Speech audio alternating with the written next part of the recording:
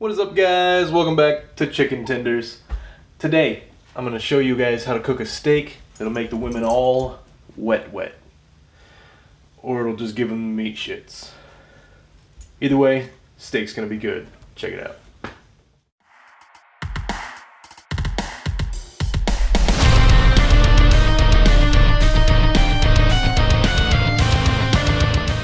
So the wife and I have had a tradition since before we were married even, to cook steaks on Valentine's Day, and that's what I'm going to do. I'm just going to show you guys how to do it.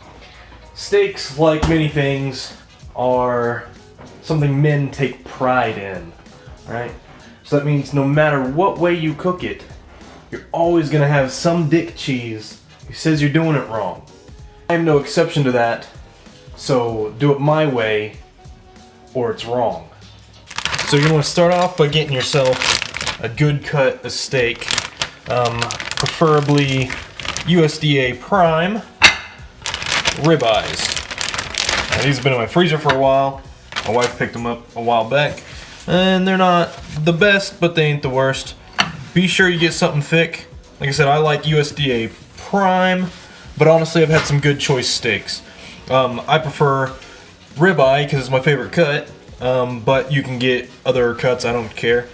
So I do bone out ribeyes, but you can do bone in or bone out or whatever you like. Honestly, I don't care because I don't have to eat the piece of shit boot leather steak you're about to cook for dinner. You feed your family whatever you want. Go ahead and start by patting it dry. Now mind you, this is February 13th at about noon. I'm planning to cook these on February 14th for dinner, so for supper. Pat them on down. I don't like there to be anything on the plate either. Pat down both sides.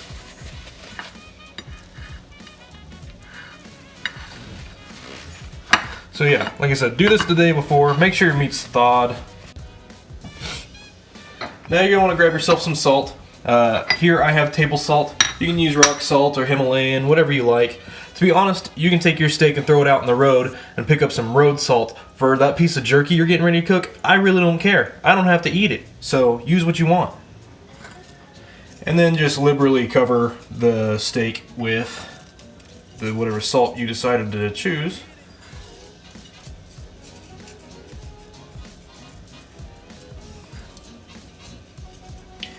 And I go quite heavy on the salt. It's kind of up to you. You're going to want to salt it. Again, we're salting it the day before because we want that salt to dry in a little bit. And I'm actually going to do both sides. And I might try to get some onto the sides as well. I'm going to not put my fingers back in that salt since I just grabbed that meat.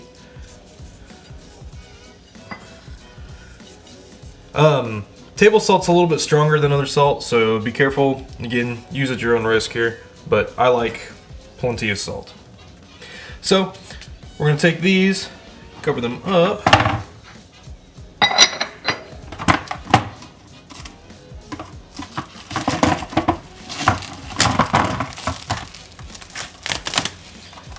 Jesus Christ.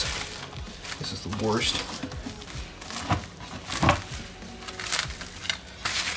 Don't need to be covered tightly or nothing, but just cover them up. We'll throw them back in the fridge.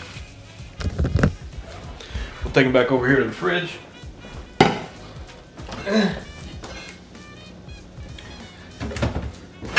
Oh, good lord. And we'll pop them back in there. And we're going to leave them in there for, probably overnight. Basically tomorrow at noon.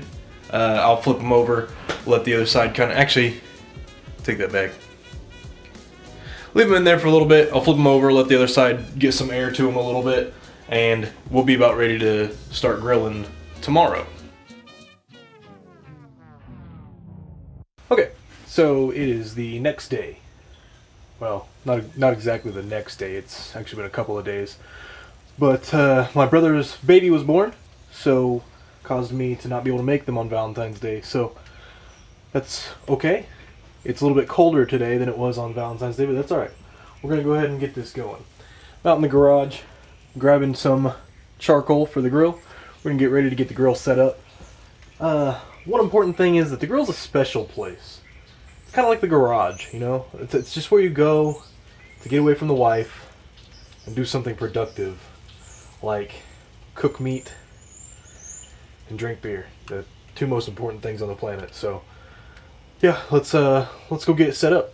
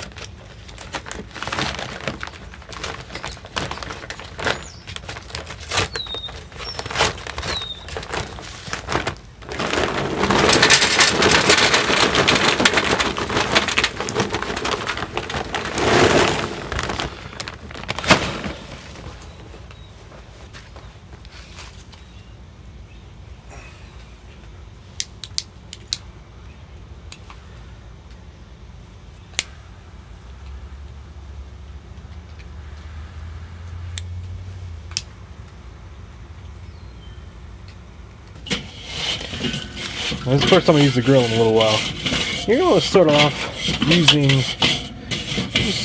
the charcoal grill. I mean, you can use a gas grill, but I mean, I wouldn't recommend it. Charcoal's much better, despite what Hank Hill has to say. But I mean, you can use a gas grill. You can overcook the shit out of your meat on that, just the same as you can on charcoal. So whatever.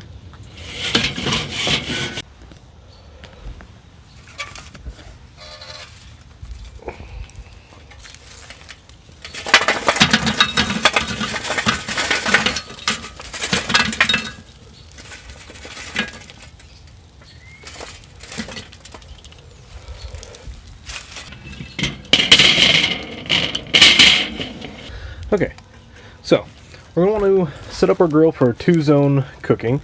So heat on this side, our meat on this side. I use an oven thermometer to tell me what the temperature is over here. Basically, we want it to be about 225. Real quick rant, honestly, you need to know the temperature of your meat. If you just throw it in here, and you're like, oh yeah, that's good enough. You know, you see so many bakers just turn on the oven, don't even pay attention to the temperature, and just say, you know, that seems like 350, and throw their cake in. Nobody does that. But again, you guys can do whatever you want.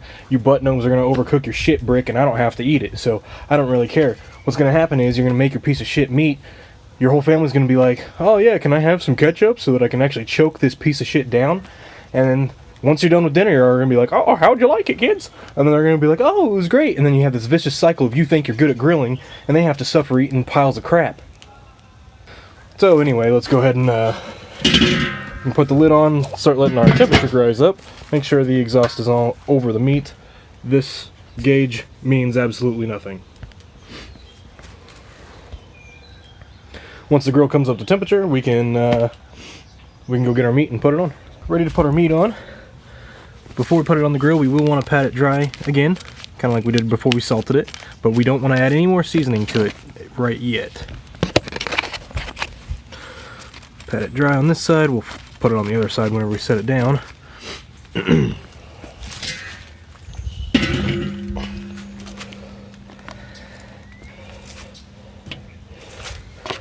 You shouldn't necessarily hear it sizzle any. I think we might actually go this route with it.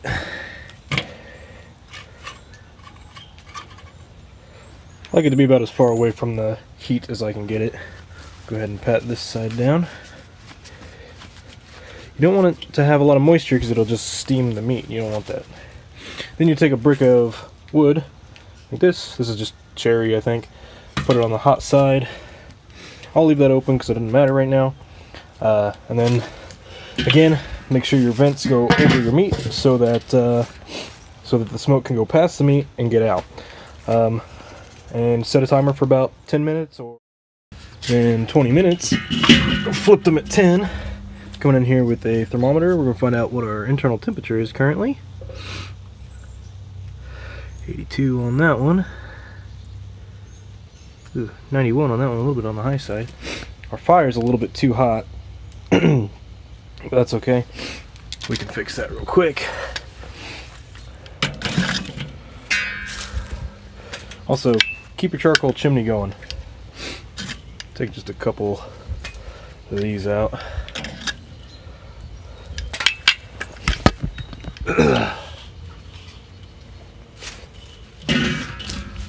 Oh, whoop. Probably should have done this first. Let's flip these. I'm gonna spit on them because I don't care. It's my family. But let's just turn these.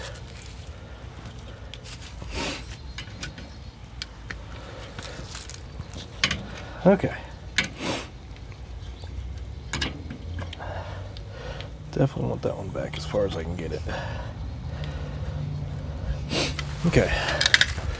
Let them go for another 10 minutes at this point. And then once they get any hotter, we're looking for about 120 before we're ready to sear them. But I'd say start by getting them up to about 100, and then we'll check them every 5 minutes at 100. So we'll give them 10 minutes and go from there. Okay, it's been about another 20 minutes or so. Check our temperature.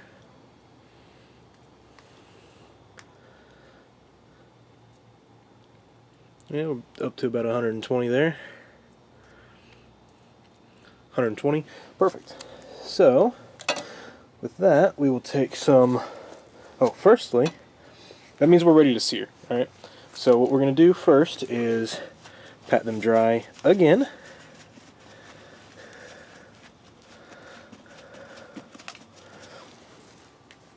Set that off to the side.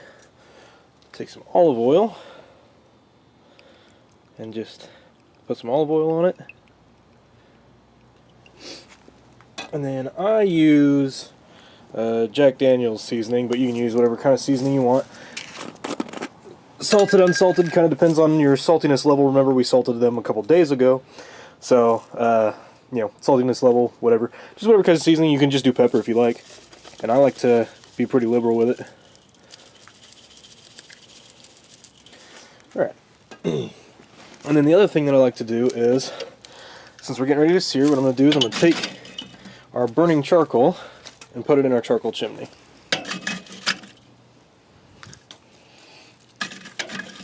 At least as much of it as I can grab.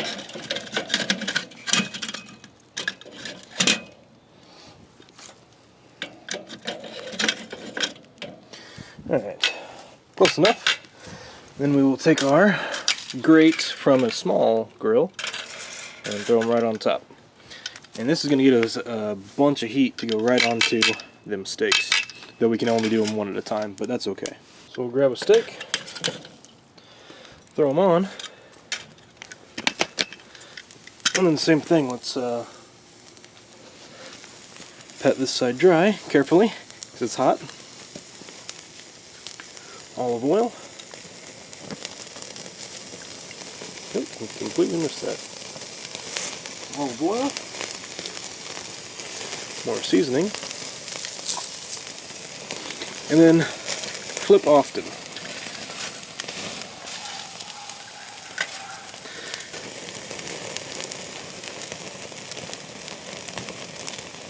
Okay, still not quite hot enough.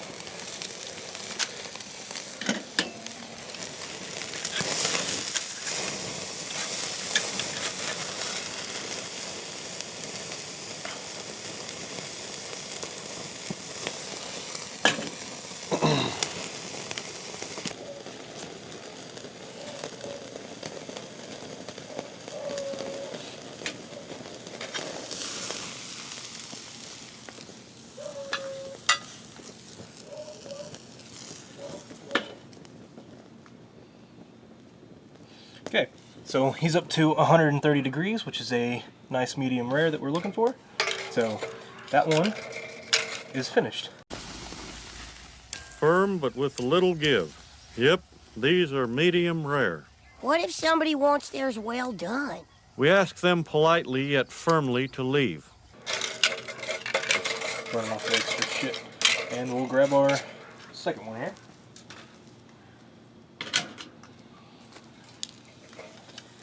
Same thing, let's get them patted dry.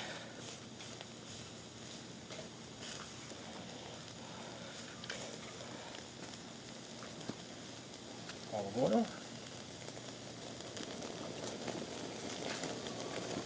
And seasoning. Woo! Hot.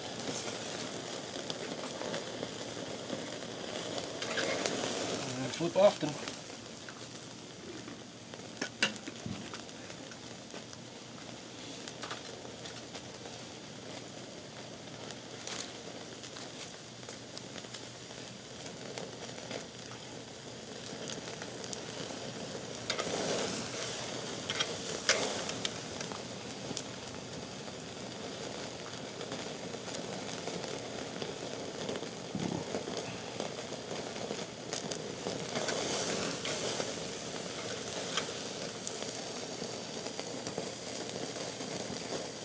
Oh,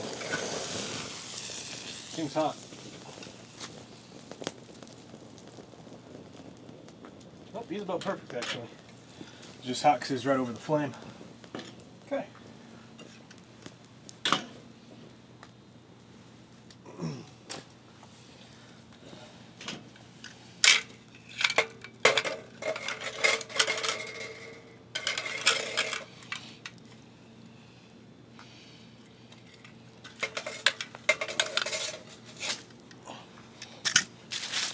So we got our steaks. Resting is an argument that people have. I don't normally rest, but I don't know. We're about ready to go eat, so I'll take them inside and we'll get ready to cut into them.